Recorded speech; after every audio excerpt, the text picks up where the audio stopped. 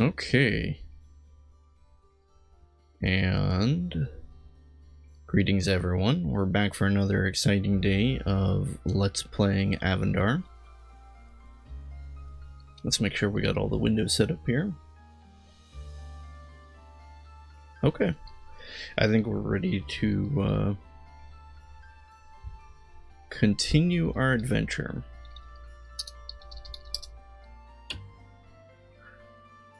Let's see. Last we checked in, we had... That's right, we're headed toward the Tower of Testing after having... I don't want to say beaten, but we finished the Hall of Trials or something like that. Okay, just to kind of get my bearing here, I'm going to read this description. Just north of the Adventurer's Lounge lies a connecting junction between it and the Tower of Testing. This dimly lit vestibule is made of rougher hewn stone than the smooth bricks of the school proper, giving it a more ominous air. A hanging oil lantern, which dangles from the ceiling, only enhances this mood, its unsteady light filling the room with trembling shadows. Engraved into the stone floor is the iconic sigil of the School of Heroes, which serves as this chamber's only real ornamentation. To the north, the tower awaits, the many sounds of its beasts echoing off the ancient stone walls. Alright, we'll read this sign.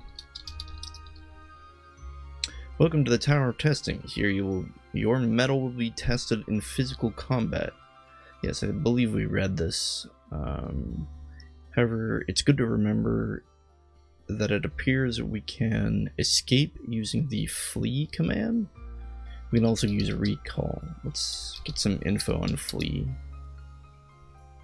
Once you start a fight, you can't just walk away from it. If the fight is not going well, you can attempt to flee, or another character can rescue you. Interesting. Let's check out recall. The recall command may be used by characters of level 25 or less, by people in a ghostly state, those with the pious trait, or by druids with an existing circle of stones. Recall calls upon the gods to transport you from where you stand to your altar in your hometown or your stone circle. Recall costs half your movement points. Recall doesn't work in certain locations. Interesting. You may not recall from the middle of battle or while your adrenaline is gushing from combat. Let's see. So apparently we have to flee and then recall. And we can only do that while we're under level 25. That's okay. Let's just go to the beginning of the first floor of the Tower of Trials, Tower of Testing. How you been, pardon me, how you been everyone? Hope you've been having a great time in your week and day. The Tower of Testing's first floor is a simple and rugged affair, built of heavy, rough-hewn bricks. Torches line the gray walls, and a chill moisture clings to the air. The floor underfoot is well trod and packed with rough mortar. Sorry, I lost my place. The first level of the tower opens up into a low-lit, open, and shadowy chamber. There are no windows, and the dank air suggests that this part is still below ground level. The chamber continues to the north, where the screeches of rats and the crackle of torches fill the quiet air. A sign is affixed to an iron stand. An oversized rat looks about on its hind legs, black eyes shining in the torchlight. Interesting. Let's read the sign.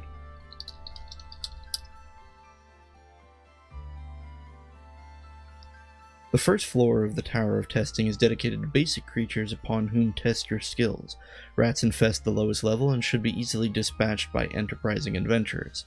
To kill a rat you see, type kill rat. They should be absolutely no match for you, so this can be an easy way to gain some combat experience. Okay. Can we maybe look at the rat? Oh, we can. An oversized, filthy rat scampers across the floor within the Tower of Testing. They seem to be living somewhere within the floor's walls or beneath the floor and multiply at a surprising rate. Its fur is black and mottled, and its dark eyes peer about anxiously. An oversized rat is in excellent condition. I think we can consider the rat. The perfect match. An oversized rat seems very disinterested. Alright, well. Seems unsporting, but I suppose we will kill a rat. We are adventurers after all. Your stab... Whoa, what's going on? Wait, your weak stab dismembers... What? Apparently combat just flows on its own. Interesting. Judging by the number of times we've missed this rat, I suppose a fighter we are not. Although, I see here, we've missed... Wow, we're fighting straight into midnight.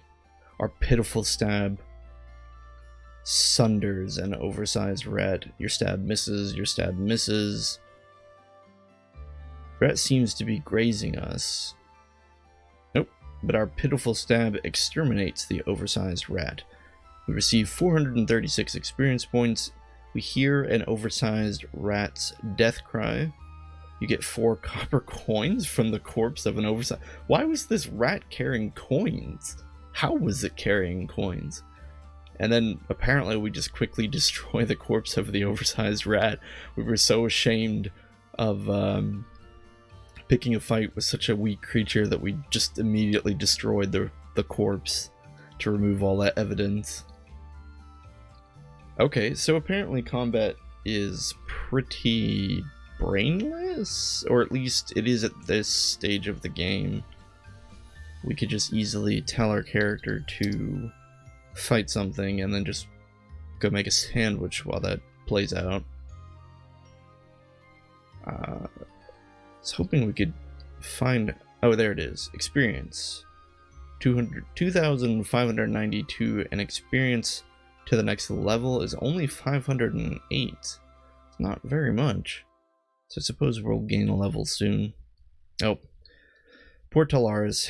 We are age 20. Held back yet another year in the School of Heroes. Well, I know we have spells. Maybe if we just type spell. Here we go. Apparently we have a 1% chance to use Immolate. It does not seem good. I know there's a way to train. Can we just type in train Immolate? Can't do that here. We should probably leave. And find our way back up to the trainer.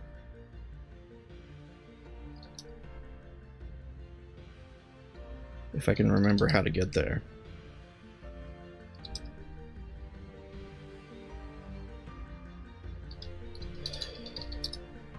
The Adventures Lounge is somewhat difficult for me to navigate, mostly because a lot of the locations have the exact same name. Oh, here we go. Foyer. Okay, from the foyer, where do we need to go? To the Hall of Heroes?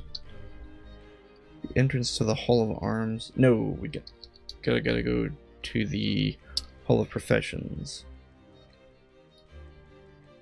What? Guys, for some reason a carefully wrapped parcel is here, marked with a red stamp. In this random room at the beginning of the Hall of Professions. Let's look at the parcel. This carefully wrapped parcel is covered in colored paper and tied with a pull string. It bears the red stamp of the School of Heroes. Odd. Perhaps we should examine the parcel. This carefully wrapped parcel... A wrapped parcel holds nothing. Huh. Odd. Can we take it? We took it. Can we open parcel? It's already open. Look, parcel. Wait, look in parcel. Oh, I see. The parcel is just empty. Well, whoever dropped it here must have already taken its contents. So, let us go west to the well-furnished classroom. I believe this is where... pardon me. I believe this is where the scholar trainer is. So let us try to train Immolate. Oh. We can't.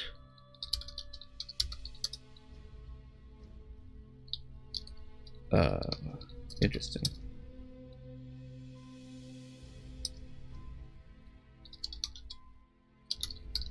Alright, let's see if we can do some troubleshooting here to try and figure out how to,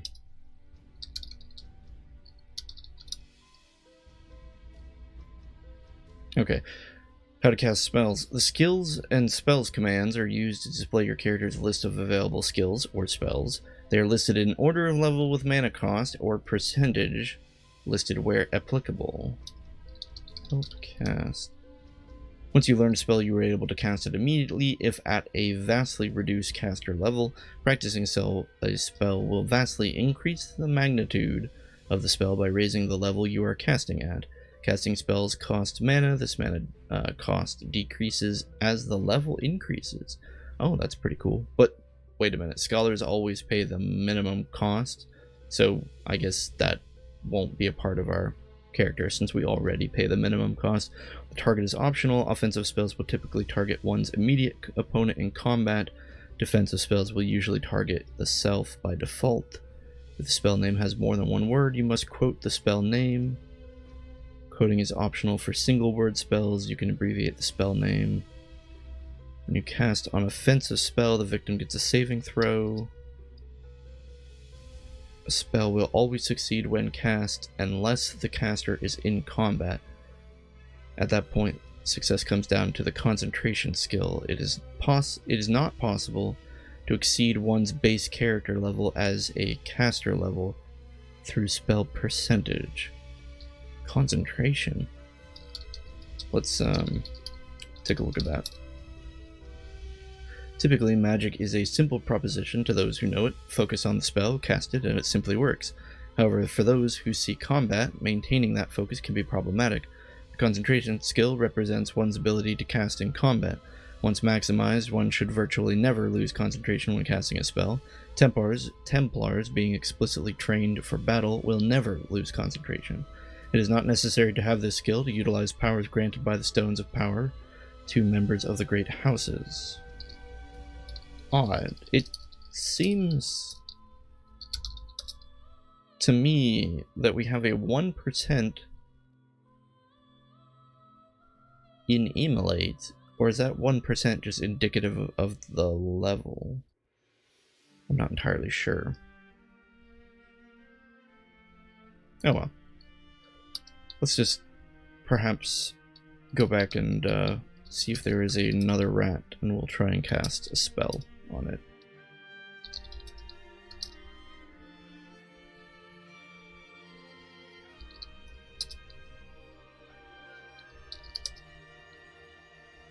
Okay.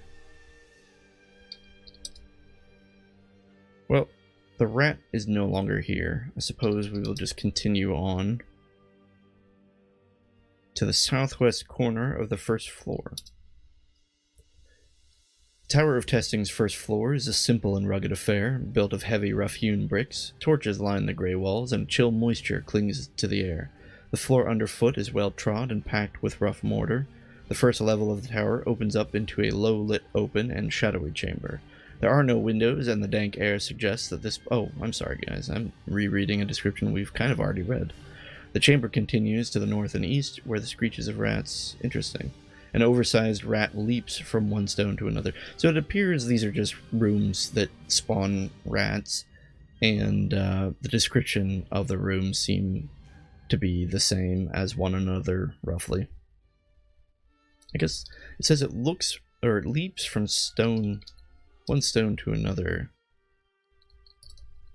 But the stones don't reveal anything. Maybe we can search the room? You go over the surrounding area inch by inch. We're going to search this a couple times, considering that it said sometimes you need to search multiple times. Now we're experiencing some lag here. I believe I already mentioned this, but this is intentional lag provided by the server to prevent users from inputting too many commands all at once. Oh, an oversized rat leaves to the east. I didn't even know the mobs could move. Interesting. Our quarry has escaped. Well, let's go to the east. Okay, their description here is just the same, so I'm not going to bother reading it. However, it looks like there are 2 oversized rats here. Dare we test our metal against both? Why not? Okay, let's try to cast Immolate here. We lost our concentration. Unfortunate. I suppose we'll try to cast Immolate again.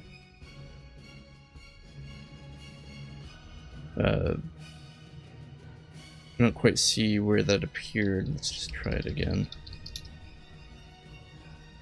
We seem to be immediately losing our concentration.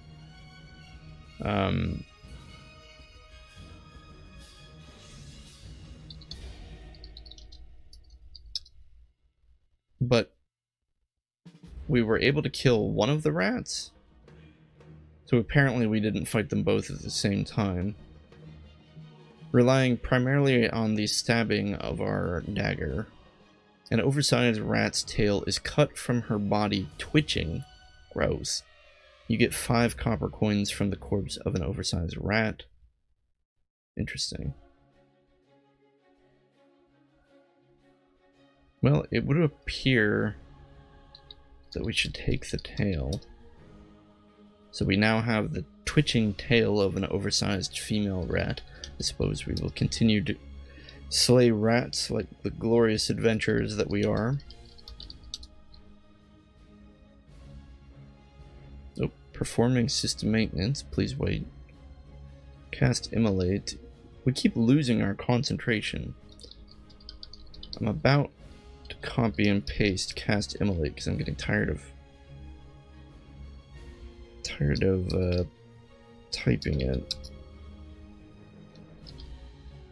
Oop. Apparently we lost our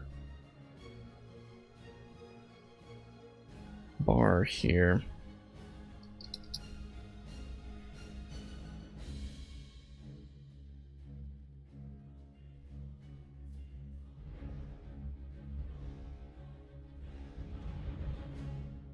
Apologies. I'm not quite sure what's going on.